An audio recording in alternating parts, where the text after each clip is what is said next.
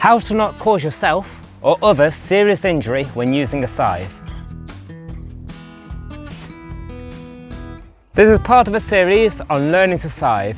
The series includes buying a scythe, setting it up, getting it really sharp and learning to mow in the most efficient way to make it easy and enjoyable. There are also cultural associations with a Grim Reaper wielding a scythe, or pop culture images of people using the scythe as a weapon. I investigate all these on my channel and there are links in the description. In today's video, I'll be going through 6 tips to safely use the scythe in serious agricultural work. I respect your time, so I'll go through these tips quickly and then you can watch other videos such as the ones I mentioned previously. Carrying a scythe. One of the safest ways to carry a scythe is horizontally in your right hand. The weight of the handles acts as a counterbalance, tipping the blade away from your legs. Also, having the blade in front of you makes it easier to see, so you're less likely to hit people with it. And being low to the floor means it's got low potential energy, so if you trip, it's less likely to cause serious injury. The stereotypical image of a farmer resting the scythe over his shoulder is not the best for health and safety, but then health and safety wasn't a thing at that point. Guarding the blade.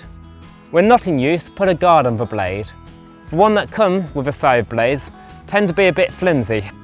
I find that easier to put on at the beard end and then slowly put it across towards the tip. I'd advise wearing gloves when you do this, but as you can see, I don't always go by my own advice.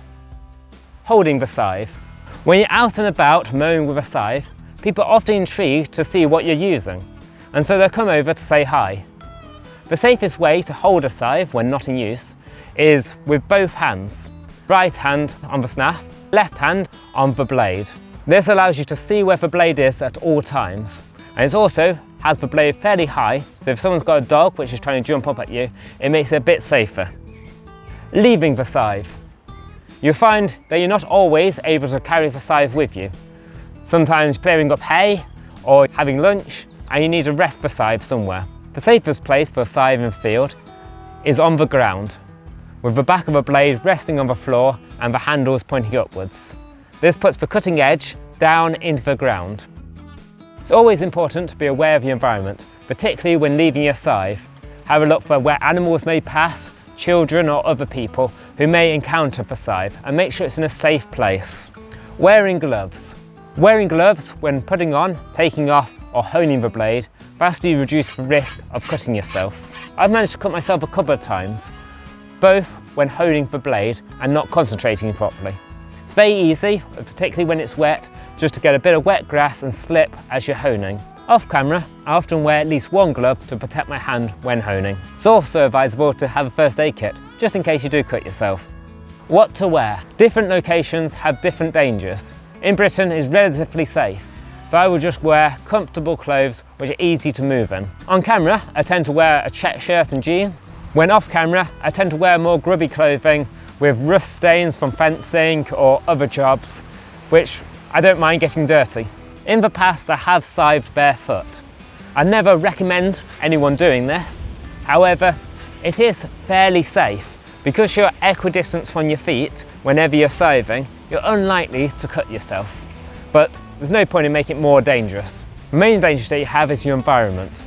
In Britain, it's relatively safe. The worst thing we probably have is the tick, a spider-like creature which carries Lyme disease, a bacterial infection. Although where I live, the disease is fairly uncommon. In other parts of Britain or in other countries, then there'd be a lot of other dangers.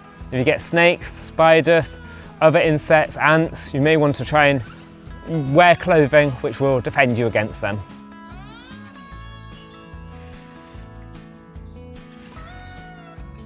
Thanks for watching. Now see some of my more interesting videos on learning to scythe or some of the historical aspects of the scythe and permaculture. Thank you very much and see you next time.